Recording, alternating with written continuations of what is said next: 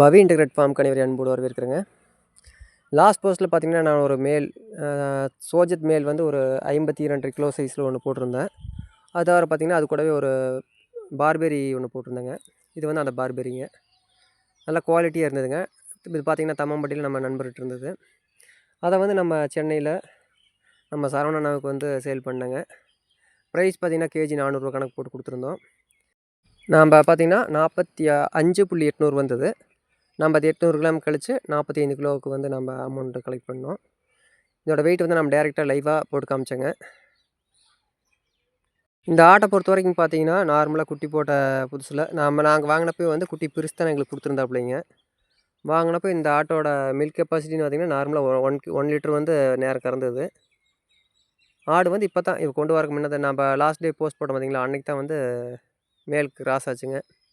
இப்போ நாம் வந்து லைவாக அந்த வெயிட்டை பார்க்கலாம்.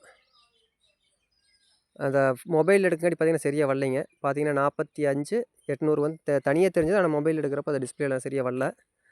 இதை வேறு பார்த்தீங்கன்னா நாங்கள் ரிமைனிங் இருந்து பார்த்தீங்களா தலச்சேரி போயர் கிராஸில் அது வந்து நெக்ஸ்ட் வந்து நாங்கள் எடுத்துகிட்டு வர்றோங்க. ரொம்ப நன்றிங்க.